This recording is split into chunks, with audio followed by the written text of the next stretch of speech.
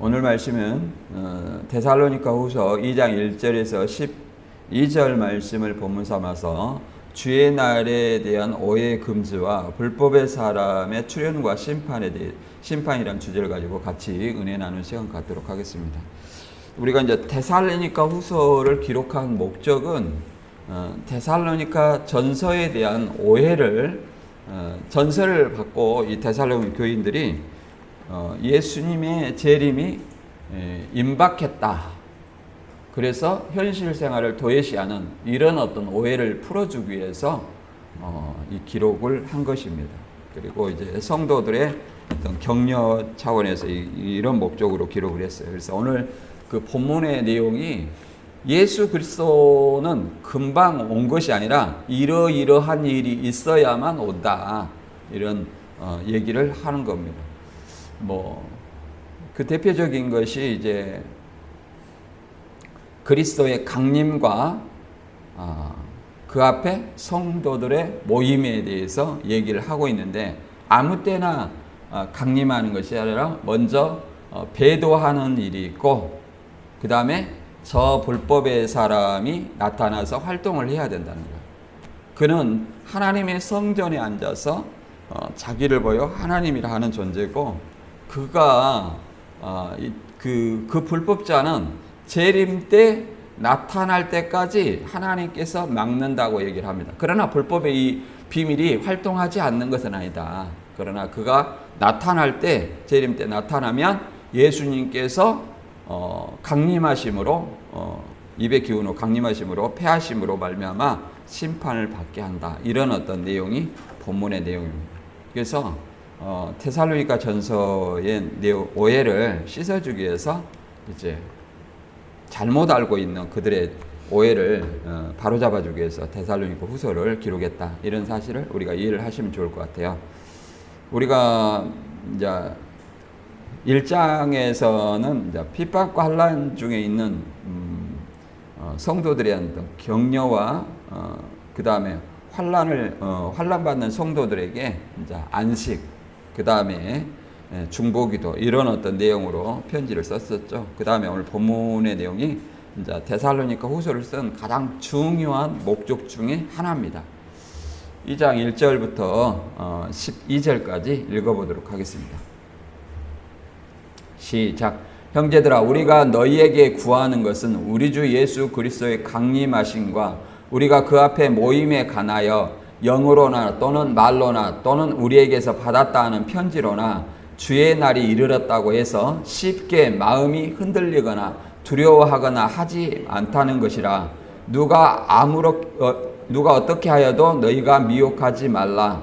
먼저 배교하는 일이 있고 저 불법의 사람 곧 멸망의 아들이 나타나기 전에는 그날이 이르지 아니하리니 그는 대적하는 자라 신이라 불리는 모든 것과 숭배함을 받는 것에 대항하여 그 위에 자기를 높이고 하나님 성전에 앉아 자기를 하나님이라고 내세우느니라. 내가 너희와 함께 있을 때 이 일에 너희에게 말한 것을 기억하지 못하느냐. 너희는 지금 그로 하여금 그의 때에 나타나게 하려 막는 것이 있는 것을 아나니 불법의 비밀이 이미 활동하였으나 지금은 그것을 막는 자가 있어 그 중에서 옮길 때까지 하리라. 그때에 불법한 자가 나타나리니 주 예수께서 그 입의 기운으로 그를 죽이시고 강림하여 나타나심으로 패하시리라. 악한 자의 나타남은 사단의 활동을 따라 모든 능력과 표적과 거짓 기적과 불의의 모든 속임으로 멸망하는 자들에게 있으리니 이는 그들이 진리의 사랑을 받지 아니하여 구원함을 받지 못함이니라. 이러므로 하나님이 미혹의 역사를 그들에게 보내사 거짓 것을 믿게 하심은 진리를 믿지 않고 불의를 좋아하는 모든 자들로 하여금 심판을 받게 하려 하심이라. 아멘. 이 말을 거꾸로 생각해 보면 예수 그리스도가 재림을 임박했다. 이런 어떤 미혹자들이 많다는 거죠. 또 그것이 어떤 것으로 기인했냐면 이제 데살로니가 전서 죽은 자와 산 자가 공중휴거, 공중강림과 휴거에 대해서 얘기를 했었죠. 이런 것과 그 다음에 5장에 빛의 아들은 예수님이 온다는 것을 알게 했다는 게 금방 휴거가 이루어질 줄로, 재림하고 휴거가 이루어질 줄로 생각해서 현실을 도외시하는 그 사람들의 오해를 풀어주기 위해서 이 편지를 쓴 걸로 알 수 있습니다. 그래서 주의 날이 이루었다. 그래야 우리가 그 앞에 모여야 되는데 이런 어떤 미혹의 역사가 있다는 거예요. 어떤 건 영어로나 말로나 편지로나 이런 것들로 미혹을 한다. 실제로 현실에서 영으로 계시받았다. 말로 각종 미혹하는 말로 또 편지로 사도 바울에게서 받았다 하고 하는 위조 편지나 이런 것들로 인해서 미혹을 했다고 할 수 있습니다. 근데 오늘날에도 그런 존재들이 많이 있죠. 그래서 데살로니가 후서 2장이 이제 가장 중요한 목적이고요. 본문 1장을 우리가 살펴봤는데 1장은 환난받는 성도들에게는 뭐 안식으로 그 다음에 재림하실 때 믿지 않는 자들에게 이제 형벌을 주신다. 이게 하나님의 공의시다 이렇게 말씀을 하고 있죠. 그러면서 이제 본문에서는 주 재림에 대한 성도들의 오해를 교정하기 위한 교훈과 주의 날의 도래에 대한 오해를 풀어주기 위해서 설명하는 내용입니다. 그래서 주 재림 전에 반드시 불법의 사람 출현과 배도와 불법의 사람 출현과 그들에 대한 심판을 예고합니다. 그래서 주의 날과 그 모임에 대해서 재림 전에 불법의 사람을 숭배받는 것을 막는 자가 있었고 현재 불법의 세력이 활동하고 불법의 사람이 나타나면 재림 때 그를 멸하실 것을 밝히고 주 재림은 이미 주의 재림이 임하였다는 것은 잘못된 미혹의 말이다. 이런 것들을 알려주고 있습니다. 오늘날도 이단 교주들은 대부분 예수님이 자기에게 임했다고 재림했다고 얘기를 합니다. 왜 그러냐면 아무 근거 없이 자기가 이렇게 성경을 설파를 하면 사람들이 믿어주지 않아요. 그래서 예수님이 나에게 왔기 때문에 내가 예수님에게 받아서 전하는 거예요. 이런 어떤 말들로 대부분 교주들이 해요.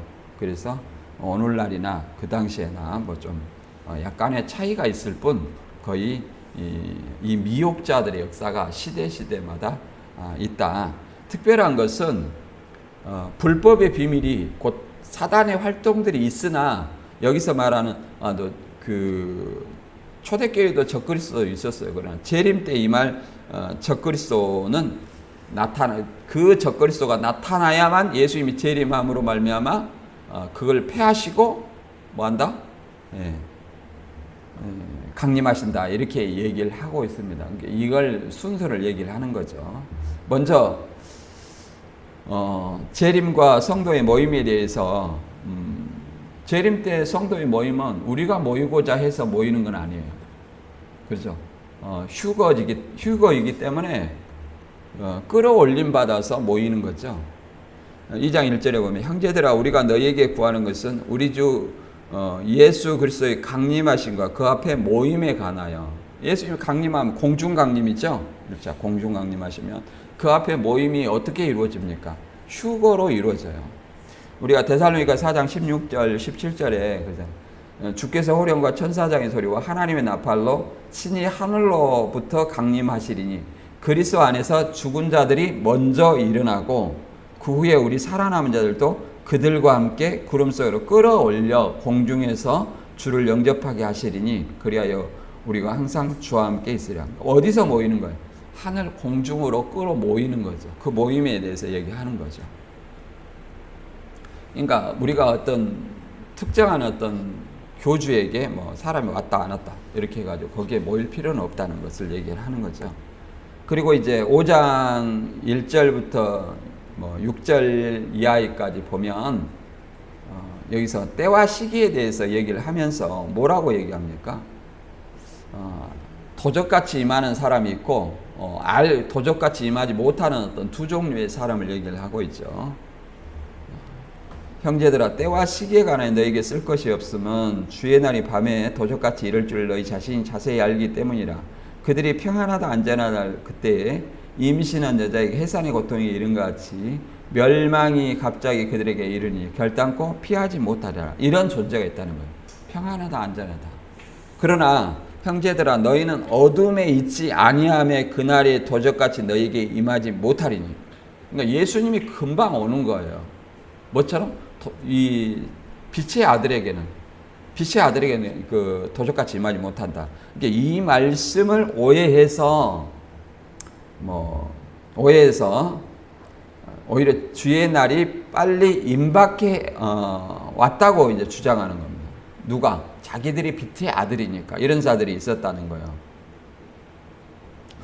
그래서 이 성도들이 이제 무덤에서 죽은 자들이 살아날 것에 대해서 여기 데살로니가 전서에 설명했잖아요. 그 다음에 공중 재림할 때 그 사람들이 또 부활하고 살아있는 사람들이 공중으로 공중으로 끌어올려 영접하는 어떤 이 모임에 대해서 얘기를 하는 겁니다. 모임에 대해서. 그래서 이런 어떤 두 가지 말씀, 공중 강림한다, 그 다음에 도적같이 임하지 못한다. 그럼 우리는 빛의 아들이니까 우리에게 금방 임할 것이다. 그래서 예수님이 금방 오면 현실 경제활동이 필요 있어요, 없어요? 없다고 생각하는 거예요. 실제로도 필요 없잖아요. 그 날짜를 안다면. 그렇잖아요. 그렇기 때문에 이 현실 생활을 도외시하는 이런 어떤 문제를 바로잡기 위해서 이 데살로니가 후서를 보냈던 겁니다. 그래서 다시 설명을 해주는 거예요. 그러나 예수님이 오시는 것은 사복음서나 서신서에는 나팔 불고 재림한다 이렇게 돼 있고, 나팔 불고 재림한다. 그리고 또 재림할 때 뭐예요? 혼인잔치가 있어진다고 얘기하는 거죠. 이것에 대해서 잠깐 알아보면 마태 24장 31절에는 그가 큰 나팔 소리와 함께 천사들을 보내리니 그들이 그의 택한 자들을 하늘이 이 끝에서 저 끝까지 사방에서 모으리라 이렇게 얘기를 합니다. 그래서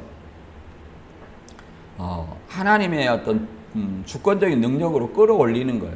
나팔 소리를 통해서 예수님의 부활의 형체로 변화되면 끌어올림 받는 겁니다.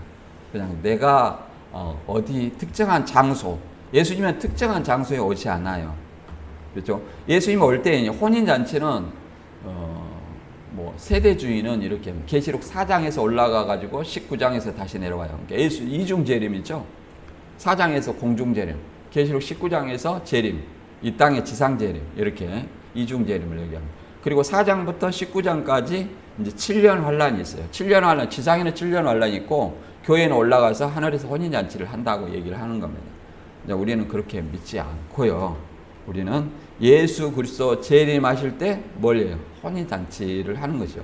혼인잔치가 다른 것이 아니에요. 우리가 이미 신부가 천상교회로 준비되어 있죠. 그리고 예수 그리스도 강림하시는 그때에 우리도 신부가 되는 거예요. 어린 양의 아내가 되는 거예요. 그래서 혼인잔치가 잔치에 참여하는 거죠. 그 전에는 우리는 뭡니까? 그리스도와 중매한 또는 약혼한 순결한 처녀라고 얘기하죠. 계시록 19장 7절에 읽어보면 이렇게 말합니다. 우리가 즐거워하여 그에게 크게 기뻐하여 그에게 영광을 돌리세요. 어린 양의 혼인 기약이 이르렀고 그 아내가 준비되었으니 자신을 준비하였으므로 그에게 빛나고 깨끗한 세마포 옷을 입도록 허락하셨으니 이 세마포 옷은 성도들의 옳은 행실이로다 하더라. 천사가 내게 말하기를 기록하라. 어린 양의 혼인잔치에 청함을 받은 자들은 복이 있도다 하고 또 내게 말하되 이것은 하나님의 참되신 말씀이다 이렇게 얘기를 합니다. 그래서 계시록 19장에 예수님 재림하시면서 이제 뭐가 있어요? 어린 양 혼인잔치가 있다. 이제 신천지는 신부를 모아야 된다고 얘기를 하는데 신부는 이미 신부가 준비되지 않는 상황에서 결혼식을 할 수는 없는 거죠. 신부가 준비되어 있기 때문에 혼인을 하는 거예요. 그래서 이미 하늘에 어린 양의 안에 새 예루살렘이 신부로 준비되어 있고 그리스도의 강림하실 때 이제 우리도 신부로서 그날의 신부가 되는 겁니다. 현재는 고린도후서 11장 2절의 말씀처럼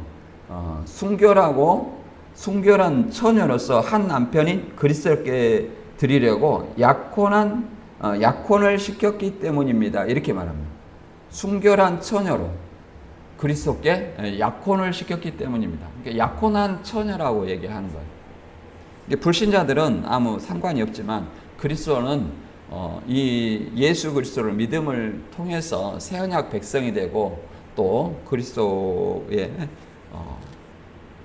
그리스도와 혼인하기 위해서 정결한 말씀과 기도로 정결해져 가는 그런 과정을 해줘. 내가 죽는 순간 신부가 되는 거고 예수 그리스도 재림하심으로 말미암아 내가 그 순간 끌어올려서 신부가 되는 거죠. 혼인이라는 것은 우리 지상의 혼인과 달리 예수 그리스도와 연합하는 그 천국 혼인잔치에 참여하는 것이 곧 혼인이라고 말할 수 있는 것입니다. 그 다음에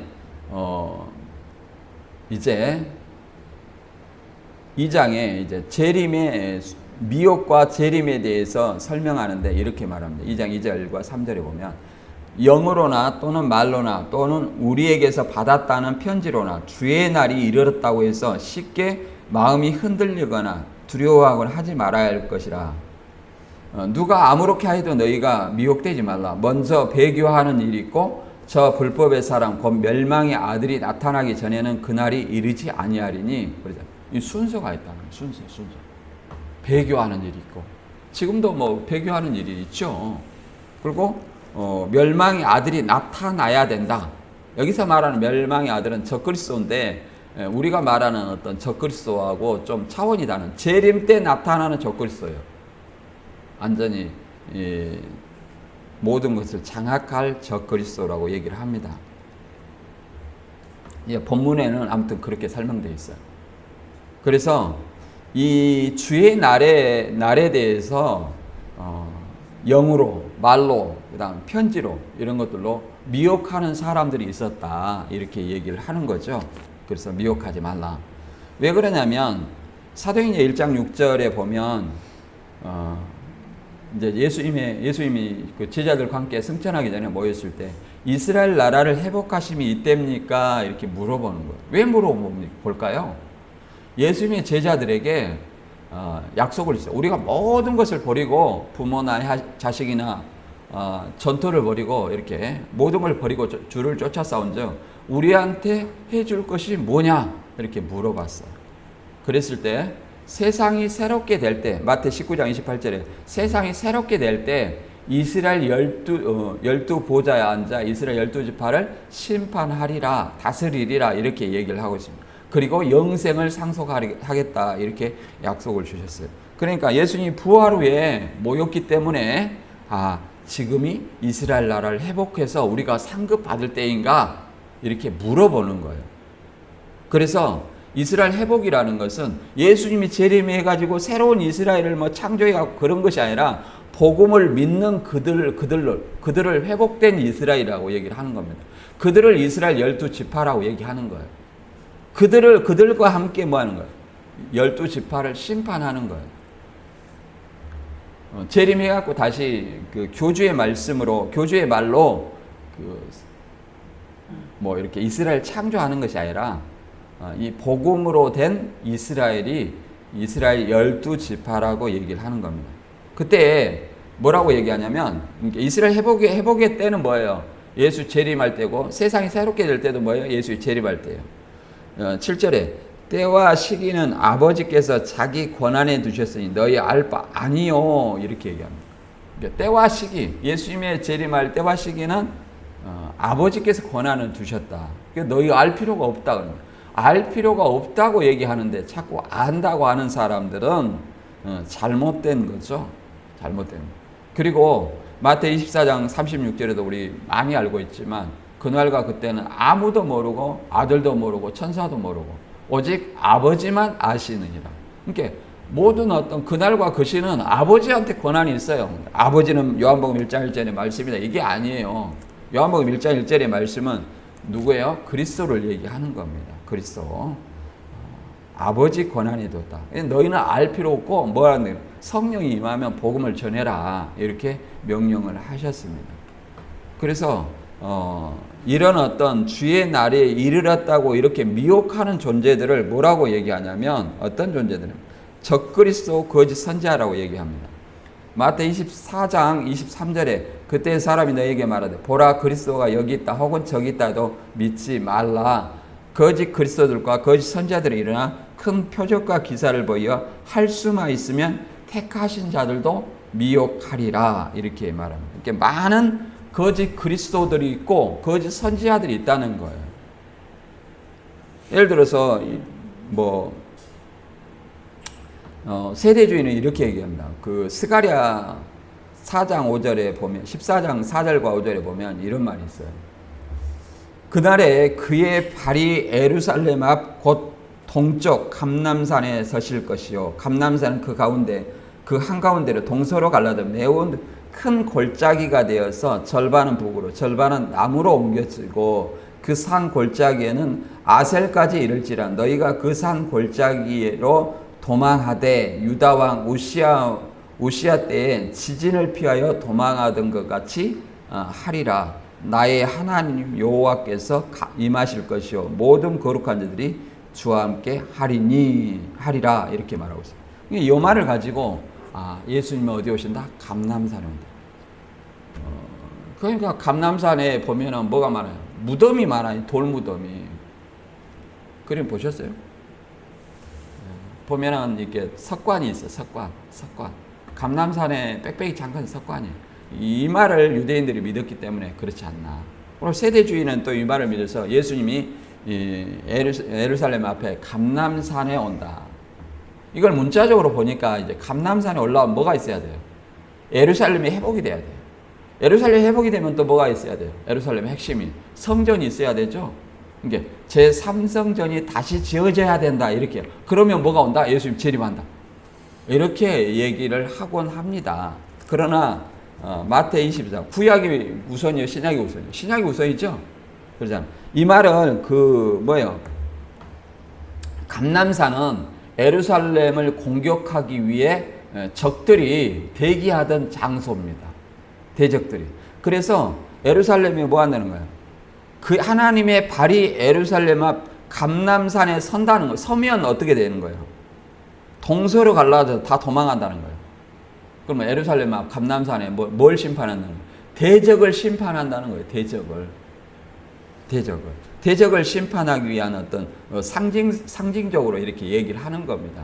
하나님이 강림하실 때 누구를 소멸해요? 사루 2장에는 불법한 자를 심판한다고 얘기했죠. 계시록 19장에서는 아마겟돈 전쟁으로 예수님이 강림하심으로 말미암아 그 왕들과 임금들과 이 사람들을 뭐 하는 거예요? 완전히 심판하는 어떤 일이 있죠. 맥락이 같은 거예요.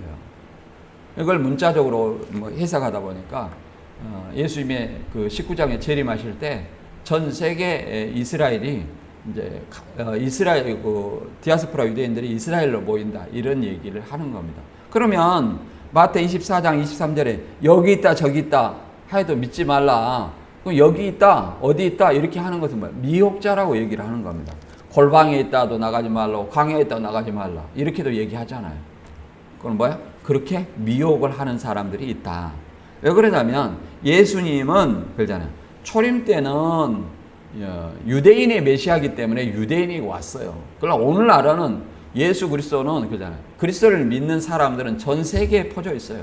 그래서 누가복음 21장 35절에 이 날은 온 지구상에 거하는 모든 사람에게 이 말이라 이렇게 얘기합니다. 그래서 마음이 둔하여진 그 사람들은 그날에 덕과 같이 임하고 그 다음에 인자 앞에 서도록 항상 깨어 기도하는 그 사람들을 영접하는 심판과 구원, 영생과 영광 이렇게 갈라지는 겁니다. 온 지구촌에 갈라진다 이렇게 얘기를 하는 겁니다. 그래서 불법의 사람 곧 멸망의 아들이라고 얘기를 하는데 적그리스도를 상징합니다. 적그리스도는 계시록에서 666 짐승을 얘기해요. 666 짐승. 1차적으로 계시록 시대 배경 속에서는 누구예요? 도미티안 황제 숭배를 얘기하는 거죠. 물론 로마 황제 숭배가 있었어요. 로마 황제 숭배는 선정을 베푼 황제를 사후에 원로원들이 신으로 승격시켜서 1년에 한 번씩 황제 숭배를 하게 했습니다. 황제 숭배를 안 하면 죽였죠. 그러나 유대인들은 뭐 똑같이 그리스도인들처럼 박해받았다 안 받았다 이렇게 두 가지 의견이 있지만 저는 박해받지 않고 정통 종교로 인정을 받아서 황제 숭배의 면제를 받았다 이렇게 저는 보는 쪽입니다. 왜 그러냐면 계시록 2장 9절과 3장 9절에 보면 자칭 유대인이라 하나 사단외가 회방하는 자라는 거. 실상은 사단외라고 하잖아요. 너희들을 회방하는다. 뭘로 회방하냐면 그들은 면제 받았기 때문에 황제 숭배를 안 해도 돼요. 그러나 그들의 또 적이 누구예요? 그리스도인들이죠. 그렇기 때문에 황제 숭배 안 하는 사람이 있다 하고 고발을 한다는 겁니다. 그것이 회방이에요. 그게 사단의 역사라고 얘기를 하는 거죠. 그래서 이 도미티안 황제 계시록 당시에 이 황제를 666 짐승을 하는데 계시록 14장 11절에 보면 짐승과 그의 우상에 경배하고 그의 이름의 표를 받는지 누구든지 밤낮 쉼을 얻지 못하리라. 이게 짐승과 그의 우상, 짐승이 있고 우상이 있는데 그걸 경배하라는 것은 하나님으로 하나님이 아닌데 하나님으로 고백하게 하는 황제 숭배를 얘기하는 겁니다. 황제 숭배한 사람은 그의 이름의 표를 주는 거예요. 황제의 이름과 숭배한 날짜. 이 사람들은 육신은 살아요. 육신은 살지만 결국은 어떻게 돼요? 지옥 가는 거죠. 그래서 12절에 성도들의 인내가 여기 있나니 저희는 하나님의 계명과 예수에 대한 믿음을 지키는 자니라. 하나님의 계명. 다른 신 섬기지 말라, 우상 숭배하지 말라. 여기 딱 걸리는 거예요. 그 다음에 예수에 대한 믿음이라는 것은 자기를 죽이는 자들 앞에서 예수를 시인해야 돼요. 155년경에 물론 그 폴리캅이 그러잖아요. 예수를 부인해라 하니까 86년 동안 예수님은 나에게 한 번도 잘못하신 적이 없는데 내가 어떻게 그분을 부인할 수 있겠느냐. 그래서 스스로 이제 화형에 처해진 사건도 있어요. 그리고 사도 요한 당시에 사도 요한과 안디바도 마찬가지입니다. 황제 숭배를 거부했기 때문에 사도 요한은 밤모섬으로 유배되었고 안디바는 순교를 당했습니다. 이런 것들이 그 시대 배경이지만 이것이 애언이란 말이에요. 그럼 애언이라면 이 666 짐승은 뭐예요? 적그리스도를 상징하는 인물입니다. 적그리스도. 그리고 땅에서 올라온 어떤 짐승은 거짓 선지자라고 하죠. 하나님이 아닌 존재를 하나님으로 숭배하게 하기 때문에 뭐라고 그래요? 거짓 선지자라고 얘기하는 겁니다. 이게 마지막 때에 이제 이 데살로니가 후서 2장에서는 불법의 사람으로 나타난 거예요. 불법의 사람. 이가 나타나야만이 예수님의 재림하심으로 그를 패하시고 심판한다. 그러나 불법의 비밀이 활동하지 않는 건 아니다. 그래서 오늘날에도 많은 어떤 적그리스도와 거짓 선지자들이 이미 있는 거예요. 자, 전사들과 재림하실 때 믿지 않는 이게 이제 대적자가 어떤 존재인가? 사로 2장 4절부터 읽어보면 그는 대적하는 자라 신이라 불리는 모든 것과 숭배함을 받는 자에게 대응하여 그 위에 자기를 높이고 하나님의 성전에 앉아 자기를 하나님이라 내세우니라. 그러잖아요. 자기를 하나님이라고 내세우는 자가 누가 있어요? 지금 도미티안 황제도 있고 그 다음 그리스 로마 신화에 나오는 그런 존재도 있고 그러잖아요. 숭배함을 받는 자는 뭐예요? 하나님이라고 얘기를 할 수 있겠죠. 5절부터 내가 너희와 함께 있을 때 이 일을 너희에게 말한 것을 기억하지 못하느냐. 너희는 지금 그로 하여금 그의 때에 나타나게 하려 하여 막는 것이 있는 것을 아나니 불법의 비밀이 이미 활동하였으나 지금 그것을 막는 자가 있어 그 중에서 옮겨질 때까지 하리라. 그때에 불법한 자가 나타나리니 주 예수께서 그 입의 기운으로 그를 죽이시고 강림하여 나타나심으로 패하시리라. 이게 뭐합니까? 여기서 불법자는 그러잖아. 불법한 자, 멸망자가 불법 자고 멸망자가 예수 강림하실 때 나타난다는 거예요. 강림 전에 강림하실 때 나타난다. 그러면 예수님이 강림하심으로 그를 패하시고 심판하신다는 거예요. 그러면 그 전에는 이 불법자가 없느냐? 불법의 비밀이 이미 활동을 하고 있다는 거예요. 그러면 그의 세력이 사단의 세력이 활동하고 있어요. 그러나 나타나지는 못해요. 언제까지? 재림하실 때까지. 그냥 불법의 비밀이 뭐겠어요? 사단의 역사죠. 사단의 역사. 적그리스도와 거짓 선자들이 그러잖아요. 요한일서 2장 18절 이하에도 그러잖아요. 아이들아 이것이 마지막 때라. 많은 적그리스도들이 세상에 이미 나타났다. 이렇게 얘기를 합니다. 그리고 요한일서 4장 1절 이하에도 그러잖아요. 사랑하는 자들아 영을 다 믿지 말고 영들이 하나님께 속하였나 시험해라. 예수 그리스도께서 육체로 임하심을 부인하는 자가 적그리스도의 영이니라 이렇게 얘기를 하죠. 그들이 이미 세상에 있다는 거예요. 그 당시에도 있었지만 예수님의 강림하실 때의 이 불법자와 다르다. 예수님의 강림하실 때 불법자는 뭐예요? 계시록 19장에 아마겟돈에 모이는 그잖아요. 그 불법자를 얘기를 하는 겁니다. 그 전에는 어떻게 활동을 하고 있어요. 여전히. 왜? 사단은 이미 예수님의 십자가 부활을 통해서 하나님의 보좌 우편에 앉으심으로 말미암아 승리하셨죠. 그러니 이제 사단과 그의 천사들은 하늘에서 더 있을 것이 있어요, 없어요? 없어요. 그래서 땅으로 내쫓기는 겁니다. 그래서 하나님 나라가 하늘에서 이루어졌고 이 땅에는 땅과 바다의 이 사단의 권세를 받은 적그리스도와 거짓 선지자가 있기 때문에 성도들은 박해를 받을 것을 계시록 13장에도 얘기를 하고 있죠. 그래서 우리는 이런 것들을 잘 이해를 해야 됩니다. 그래서 이 불법자, 그 전에 활동하는 어떤 불법의 비밀이 거짓 선지자, 적그리스도들인데 이런 존재들이 디모데전서 4장 1절에 보면 그러나 성령이 밝히 말씀하시기를 후일에 어떤 사람들이 믿음에서 떠나 미혹하는 영과 귀신의 가르침을 따르라 하였으니 자기 양심을 화인 맞아서 외식함으로 거짓말하는 자들이다. 거짓말하는 자들이 누구예요? 적그리스도 거짓 선지자죠. 후일에 그러잖아요. 믿음에서 떠나. 그러니까 믿는 자 가운데에서 이런 일이 있어날 것을 이미 얘기를 하고 있다. 미혹하는 영과 귀신의 가르침. 양심의 화인 맞아서 우리가 화인이 불도장이죠. 불에 화상을 입었어요. 그러면 그것이 다 치유되고 나면 그게 화상 자리에 감각이 있어요, 없어요? 없죠. 없는 것처럼 양심의 화인을 맞았다는 것은 양심의 감각이 있는 거예요, 없는 거예요? 감각이 없어요. 그냥 거짓말해도 아무런 양심의 가책을 못 느끼는 거예요. 이만희 씨가 주로 하는 말이 생각납니다.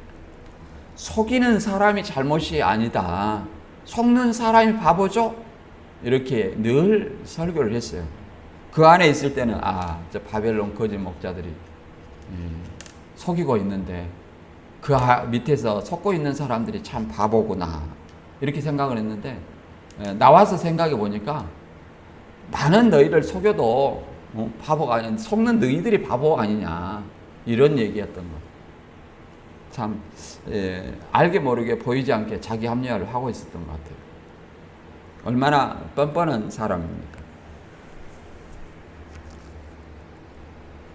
다른 신들의 이제 그리스 로마의 신화, 아테네의 이제 사도행전 17장 23절에 보면 이런 말입니다. 어떤 신들이 있었냐면 내가 다니면서 여러분에게 예배하는 대상들을 살펴보는 가운데 알지 못하는 신에게라고 새긴 제단도 보았습니다. 그러므로 나는 여러분에게 알지 못하고 예배하는 그 대상을 여러분에게 알려드리겠습니다. 이렇게 얘기합니다. 그러니까 좋다는 신은 다 이렇게 재단에 만들어가지고 섬겨요. 일본도 그런 다신교 문화가 있다고 그래요. 그래서 온갖 그 신들을 이렇게 신들의 우상을 세워놓고 섬긴다는 거예요. 그래도 혹시 거기서 잊어버린 신이 있을까봐 여기다가 우리가 알지 못하는 신, 잘못해 그 신을 안 섬겨가지고 또 저주를 받을까봐 알지 못하는 신 이래가지고 섬긴다는 겁니다. 이 바울이 이걸 가지고 종교성이 많다 이렇게 얘기를 하면서 너희가 알지 못하는 그 신을 내가 알게 하리라. 참 신이 무엇인지 이제 예수 그리스도를 통해서 알게 하는 겁니다. 그리고 이 세상 주관자들이 공중 권세를 잡았다 하죠. 에베소 2장 2절에 보면 그때 너희가 그 가운데 행하여 이 세상 풍조를 따르고 공중 권세 잡은 자를 따랐으니 지금 지금 불순종의 아들들 가운데 역사는 영이라. 이제 이렇게 사단을 언제 잡았나 이것에 따라서 뭐 무천년설 역사적 전천년 이렇게 나오거든요. 예수님의 십자가를 통해서 완전히 이 사단을 잡았다. 사단을 잡은 것은 계시록 20장이잖아요. 잡았다 이렇게 말합니다. 그러면 왜 미혹이 있냐? 쫄병들이 있기 때문이다. 이 말을 신천지에서 들었어요. 쫄병들이 있다. 영을 84년 3월 14일에 잡았는데 쫄병들이 있다. 내가 우리 기독교 교리도 그런 것이 있는 줄 몰랐어요. 그래서 그렇게 얘기하더라고요. 저는 이것이 물론 그렇게 믿는 사람들이 뭐 잘못이라고 생각하지는 않지만 무천년설이 영을 잡았어요. 근데 왜 쫄병이 만국을 미혹하지 못하게 잡았으면 미혹자가 있습니까? 대장이 잡혔으면 쫄병들은 뭐예요? 당연히 처리가 돼야 되죠. 예수님의 십자가에 걸면 의미는 뭐냐? 예수님의 십자가로 말하면 되나? 십자가의 부활과 십자가와 부활을 통해서 예수님이 승리하셨잖아요. 뭘 승리냐? 사단의 죄와 사망 권세를 이겼어요. 그래서 사단을 이겼어요. 이긴 것은 맞아요. 그러나 잡은 것은 아니에요. 그래서 이미 하늘에서는 이겼기 때문에 사단이 있을 곳이 없어요. 그래서 사단과 그의 천사들이 땅으로 내쫓긴 거예요. 12장. 그래서 언제까지? 이 땅에서는 이제 그러잖아요. 땅에서는 그의 하수인들이 사단의 그 대언자들이 적그리스도와 거짓 선자들이 활동하게 돼 있다는 거예요. 언제까지? 이 사단이 완전히 잡힐 때까지. 그리스도 재림하심으로 말미암아 사단을 잡고 그 다음에 그 쫄병이라는 거짓 선지자와 거짓 선지자와 이 666 정그리스도를 완전히 심판하고 불못에 던져오는 겁니다. 불신자도 마찬가지예요. 이렇게 완전히 잡게 되는 거예요. 저는 이 역사적 전천년설 견해를 더 선호합니다. 계시록에서는. 그래서 이 불순종의 영, 공중권세 잡은 자는 언제까지 예수 재림할 때까지 역사하게 돼 있다. 이거 에베소 서신서죠. 그러니까 그 당시에 이미 사단이 잡혔다고 얘기하는 거 아니잖아요. 지금 역사하고 있다 이렇게 얘기하는 거잖아요. 또 안 잡았기 때문에 에베소 6장 11절과 12절에도 마귀의 계계를 능히 대적하기 위해 하나님의 전신갑주를 입으라. 우리의 씨름은 혈과 육을 상대하는 것이 아니요 통치자들과 권세들과 이 어둠의 세상 주관자들과 하늘에 있는 악의 영들을 상대함이라. 이렇게 얘기를 하는 겁니다. 그래서 언제까지? 예수님의 재림할 때까지 우리는 전신갑주를 입어야 됩니다. 왜? 사단이 잡히지 않았기 때문에. 사단은 예수님이 이미 승리했기 때문에 하늘에서는 예수님이 가신 곳에 승리가 있는 거예요.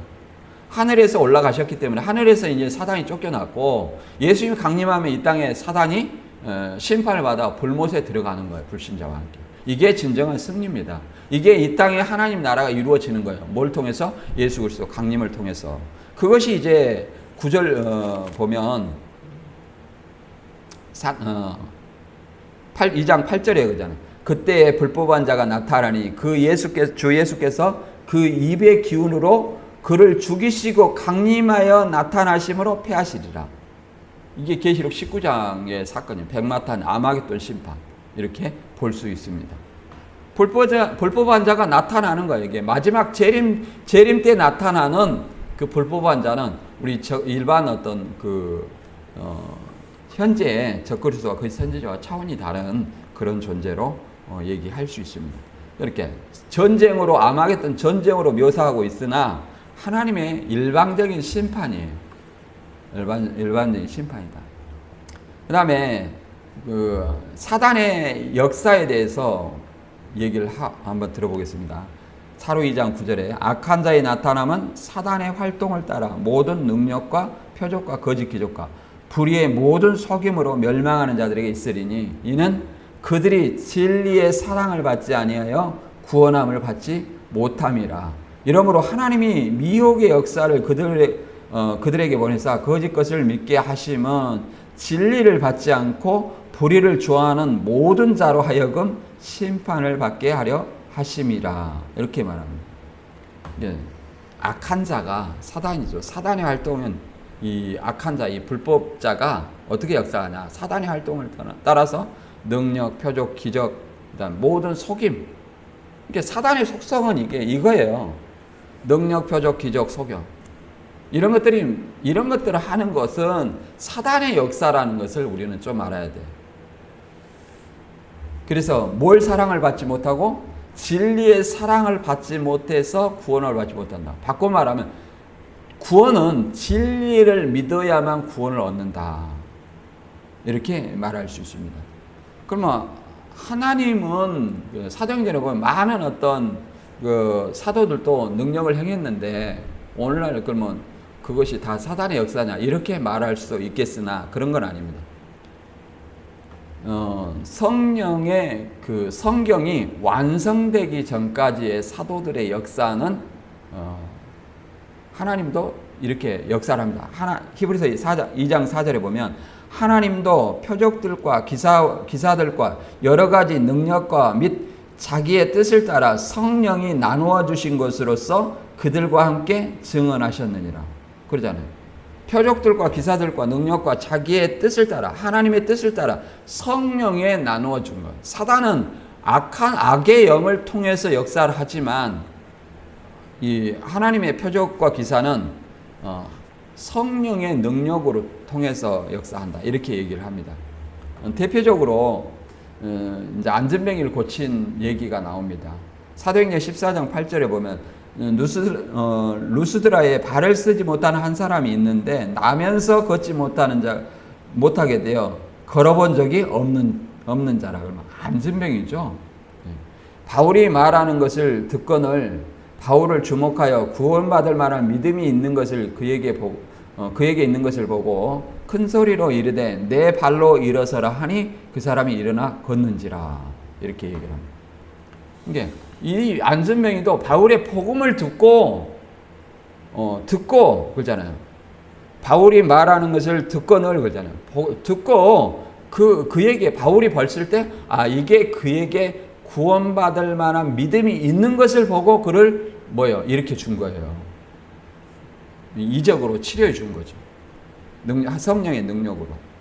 그러나 이것은 하나님의 역사는 이 이적 자체를 나타내고자 하는 것이 아니라 이적을 통해서 그 다음에 제우스 신이나 헤르메스를 섬기는 그 신들의 제사장이 소와 화관을 가지고 절하려고 하잖아. 신들이 사람의 모습으로 나타났다 이렇게 하니까 이런 헛된 일을 버리고 살아계신 하나님께로 돌아오라고 예수를 전했죠. 예수를 전한 겁니다. 그래서 이 사단의 역사와 하나님의 역사는 차이점이 뭐냐? 표적 기적을 강조하는 것이 아니라 하나님의 역사는 복음을 강조하지만 사단의 역사는 뭘 강조해요? 능력 이적을 강조해요. 그러니까 이렇게 귀신은 나가라 우리 교회는 귀신 쫓는다. 우리 교회는 목사 안수님 하면 성령 받는다. 이런 것들만 자랑하는 거예요. 이게 무슨 역사예요? 사단의 역사예요. 사단의 역사. 죄송합니다. 우리 국중 형제가 때를 알지 못하고 저는 제가 무음으로 해놨어요.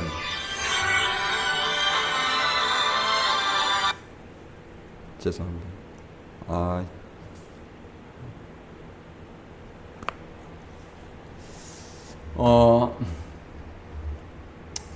이 사단의 역사와 하나님의 역사의 그 차이점은 분명하게 다르죠. 그리고 또 한 가지 우리 개혁 측은 성경이 완성되는 397년 이후에는 이 사도들이 행한 그 하나님의 역사를 흉내낸 이런 어떤 것들을 신사도 운동이라 해서 다 이단으로 정죄하고 있습니다. 마가복음 16장 17절에 5가지가 있어요. 믿는 자의 표적은 그걸 다 해보라고 하세요. 자, 믿는 자 귀신을 쫓으며 새 방언을 말하며 그 다음에 병을 낫게 하며 그 다음에 뭐가 있어요 또? 병든 자를 낫게 하며 그냥 뱀을 집으며 무슨 독을 마실지라도 해를 받지 아니하며 병든 자에게 손을 얹은 즉 나으리라. 이 나머지 3가지는 못 하잖아요. 농약을 갖다 주고 먹어보라고. 안 마시면 믿음이 없는 거잖아요. 못 합니다. 그러나 사도 시대에는 다 했잖아요. 이게 어설프게 하는 거예요. 모방이에요. 모방이다. 그것이 뭐예요? 사단의 역사다. 그들도 다 뭐라고 그래요? 하나님의 목사라고 얘기합니다. 하나님의 일꾼이라고 얘기해요.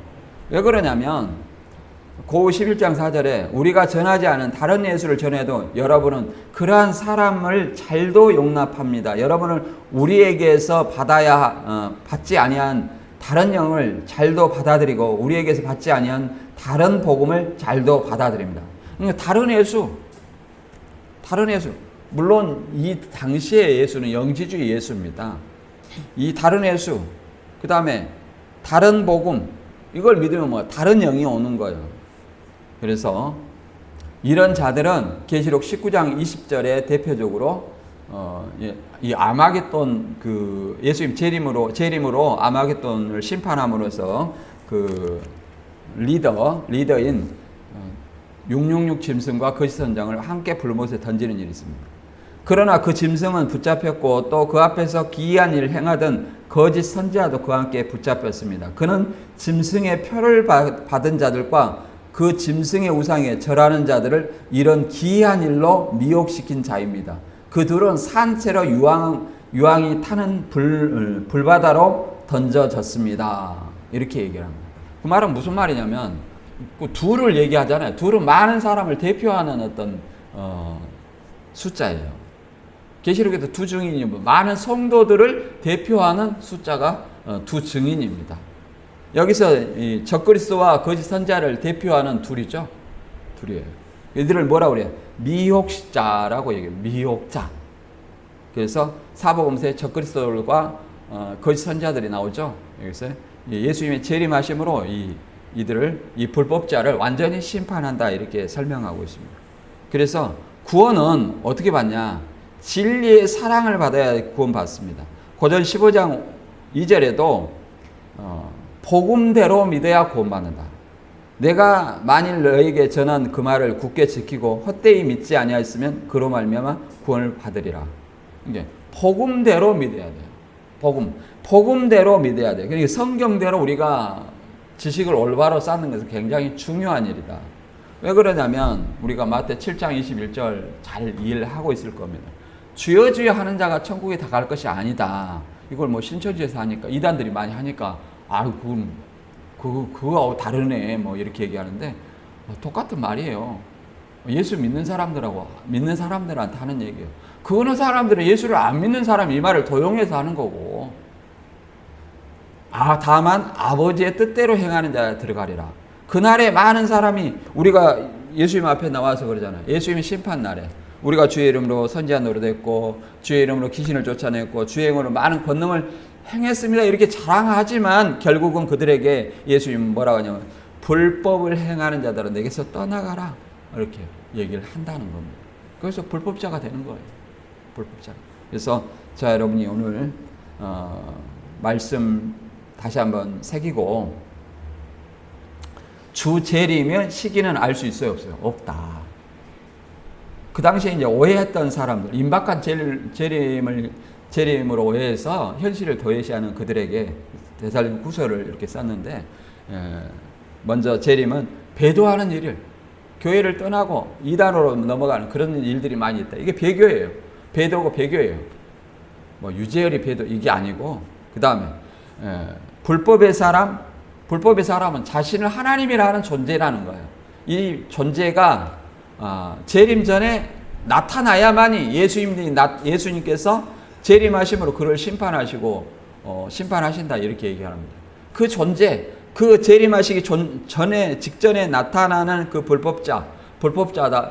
그 전에는 불법의 비밀이 많이 활동하고 있다는 거예요. 그들이 적글서와 거짓 선지자들도 있어요. 그러나 재림 전에, 심판 전에 나타나는 불법자도 있다. 이렇게 순서를 얘기를 해주는 겁니다. 이런 존재가 나타나야 예수님이 온다. 그러니 그런 존재가 지금 안 나타났는데 너희가 재림이 현실을 도외시하고 재림이 임박했다고 하는 것은 잘못된 미혹의 영이다. 이렇게 설명하는 겁니다.